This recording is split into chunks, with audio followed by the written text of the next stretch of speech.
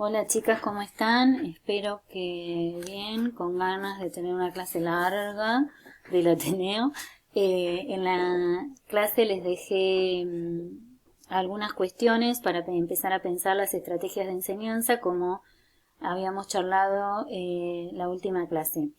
Hay una pequeña introducción acerca de qué son las estrategias, como para ir repasando y que se queden con algo escrito, por eso van a poder descargar la clase.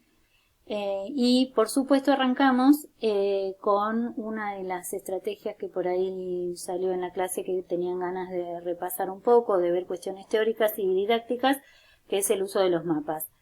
Este PowerPoint es como para que yo les pueda ir explicando algunas cuestiones, pero es muy importante que lean los textos que les propongo en la clase, ya que son de especialistas de la geografía y de la didáctica de las ciencias sociales, que aportan cuestiones fundamentales para pensar el uso de los mapas y por sobre todas las cosas la enseñanza, que es lo que más nos interesa.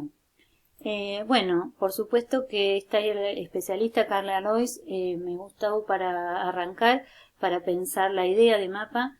No es necesario que nosotros en la escuela primaria intentemos que los nenes tengan clara la definición de mapa.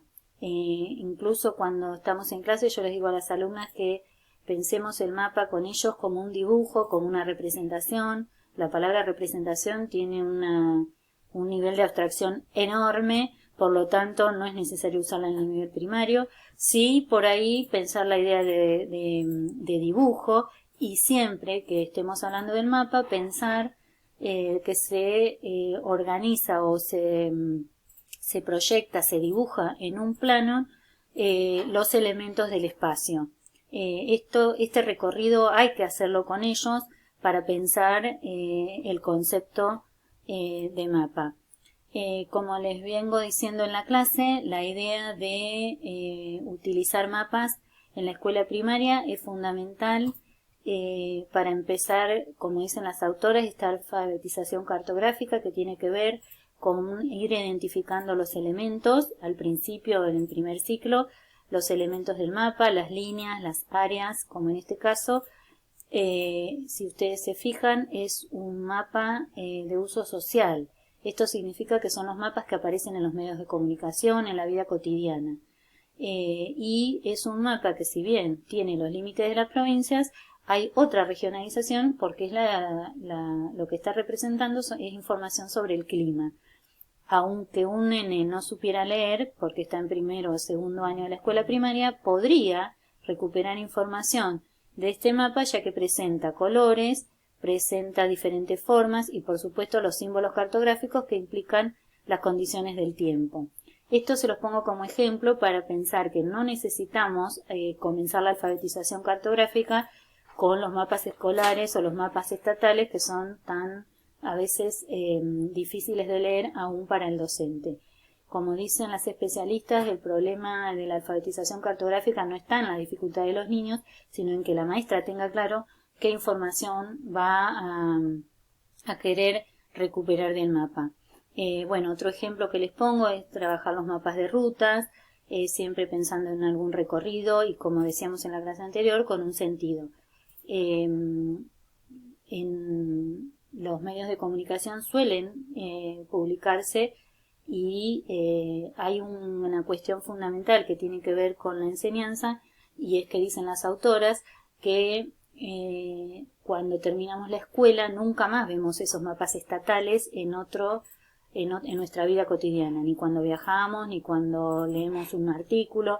En general, los mapas que aparecen son otro tipo de mapas. Por eso es tan importante utilizar en la enseñanza mapas de uso social. Quiero aclarar acá la diferencia entre mapa y plano. Nosotros veíamos recién un mapa de la Argentina. Bueno, en este caso lo que vamos a tener es la diferencia entre mapa y plano es que el mapa presenta una gran superficie de territorio con menor nivel de detalle. En cambio, en los planos, esa es su característica, el espacio que está representado es una superficie menor y por lo tanto el nivel de detalle que ofrece es mucho mayor. Al punto que en este caso, como vemos, es el plano de Bahía Blanca, podemos ver la forma de las manzanas, la forma del Parque de Mayo, la vía, bueno, las calles, un montón de elementos que permite un nivel de detalle mayor, incluso tiene el nombre de las calles, que acá no se ve. Trabajar con el plano, aún desde el primer año de la escuela primaria, permite que los nenes se vayan acercando a conceptos y cuestiones fundamentales en relación a la construcción de las nociones espaciales. La localización, cercanía, lejanía, bueno, puntos cardinales. Podemos empezar a relacionar formas en el espacio, como son en este caso las líneas, a diferencia de las áreas, como podría ser esta del Parque de Mayo, para pensar las actividades de las personas, si queda cerca o lejos, profundizar cuestiones relacionadas a cómo ellos ven el espacio, por eso es tan importante la descripción.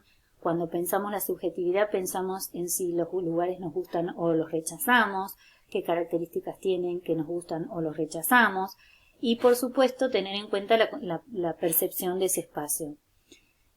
Otro elemento a tener en cuenta es el mapa mental. El mapa mental es la idea que nosotros tenemos de un espacio, y por supuesto para eso tenemos que tener en cuenta algunas representaciones, referencias del espacio según cómo lo concebimos. Es decir, que cada persona va a tomar puntos de referencia distintos para organizar o configurar esa imagen que tiene del espacio en su mente. Por eso que no se puede corregir, por empezar, y además está cargado de información, de recuerdos, de cuestiones que tienen que ver, por supuesto, con la vida cotidiana y lo personal. ¿Qué vamos a enseñar cuando enseñemos esta alfabetización cartográfica? Lo que sí o sí tenemos que saber como docentes es que el mapa tiene elementos que son fundamentales. Estos elementos son el título. El título es clave porque nos da cuenta de qué se trata.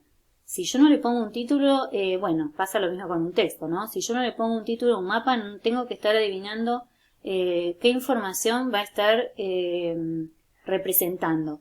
Por lo tanto, los mapas siempre llevan un título. Si es un mapa físico de la Argentina, si es un mapa de regiones económicas, si es un mapa de los problemas ambientales, etc. Otro elemento fundamental son las coordenadas geográficas, es decir, la latitud y la longitud, que eso es un contenido que se enseña en sexto, pero que siempre va a estar en la representación, a pesar de que sea a veces un mapa ilustrado o un dibujo. Otra cuestión que vamos a enseñar es la escala cartográfica. La escala cartográfica se refiere a la escala cartográfica o gráfica, se refiere a la proporción que hay entre la distancia real de un territorio y la distancia en el mapa. Es decir, para pensarla y entenderla fácil, yo se las voy a explicar como se las explico a mis alumnos en secundaria. La escala cartográfica en realidad nos dice cuántas veces se redujo una distancia para poder ser representada en el papel. Entonces vamos a tener que este segmento implica 10 metros o 10 kilómetros o millones de kilómetros en el caso de los planiferios. Y por supuesto los símbolos cartográficos, que es lo más interesante para analizar con los alumnos porque les encanta darse cuenta de qué simboliza cada cosa. Los símbolos cartográficos pueden ser muchos y muy variados, pero según su forma son puntuales y por eso vamos a tener diferentes símbolos cartográficos según el mapa de que se trate, lineales, cuando representan ríos, caminos o rutas, y zonales cuando representan áreas. Esto es más fácil verlo, obviamente, en el mapa cuando nosotros trabajamos distintas mapas temáticos. ¿Cómo vamos a trabajar el mapa político de Argentina? Bueno, en cuarto año de la escuela se inicia esta práctica de lectura en mapas, pero podría comenzar antes. Acá es importante reconocer los símbolos cartográficos, como ven en el mapa, las ciudades, líneas, los límites entre países y provincias. Como decíamos también en la clase pasada, es importante aprender las provincias, por supuesto, las capitales, pero con algún sentido. En este caso, por ejemplo, ubicar las provincias que viven o que son vecinas. Entonces podría ser ese un criterio. Profundizar por ejemplo, otro criterio podría ser ciudades fundadas por los españoles. Bueno, la idea es buscar, como decíamos antes, un criterio o las ciudades más importantes o las de más de 1 millón de habitantes, que haya algún criterio para que la memorización y el recuerdo de las provincias tenga una asociación significativa a alguno de esos criterios.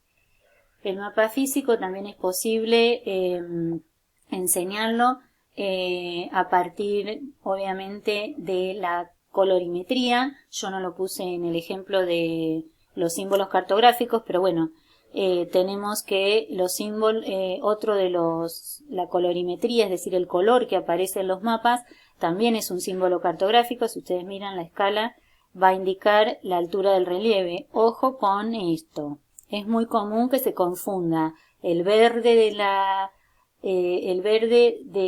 del mapa con la idea de llanura, se asocia y no está asociado a eso. En realidad, el verde implica que casi no hay altura en el relieve, no hay pendiente, es decir, de 0 a 200 metros de altura del relieve. Es decir, que el color en el mapa no indica el tipo de relieve, indica la altura del relieve. Nosotros sabemos que de 0 a 200 metros de altura, a esa formación geológica la denominamos llanura. Lo mismo va a pasar con las mesetas, que aparecen marrones, y las altas cumbres de la cordillera de los Andes, que aparecen marrones oscuras, las asociamos a las montañas, pero en realidad en el mapa indican la altura que tiene ese relieve. Así que cuidado con esta información o con esta asociación. Bueno, podríamos pensar la enseñanza del mapa físico en relación a precipitaciones, por ejemplo, teniendo especial cuidado en qué provincias reciben mayor precipitación, qué provincias son de clima húmedo y qué provincias son áridas, es decir, pensar en relación a eso la vegetación, como para que la enseñanza de la cartografía esté asociada a un conocimiento geográfico del lugar. Bueno, tenemos otros mapas, como les decía, mapas de uso social, o en este caso es de los medios de comunicación. En este caso se trata de un mapa de turismo, y la idea es, como les decía, pensar que podemos acercar a los niños mapas que tengan que ver con cuestiones económicas, como pasa en sexto con el Mercosur y las actividades económicas, en donde podamos representar actividades económicas en la cartografía.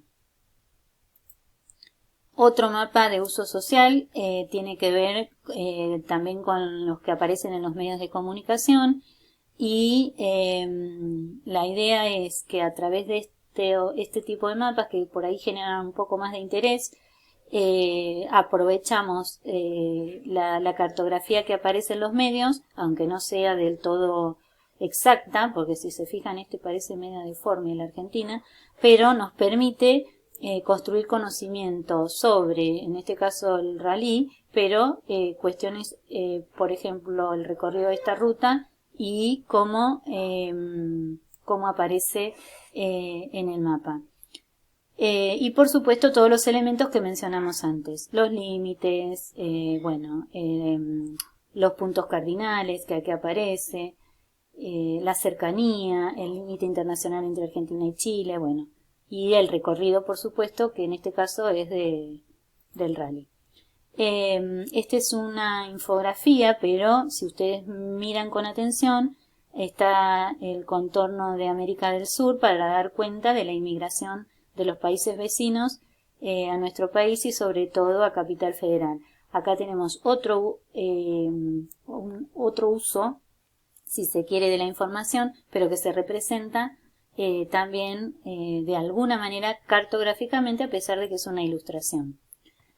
Bueno, con respecto al plano, yo como les decía, el plano nos ofrece mayor nivel de detalle y por supuesto es posible usarlo en la enseñanza no solo con los chicos más grandes, sino también con los más pequeños, porque se ubican, pueden dar cuenta de algunos elementos en el espacio que identifican. a pesar de que no conozcan toda la ciudad, como en este caso nuestra Bahía Blanca. Es posible pensar los recorridos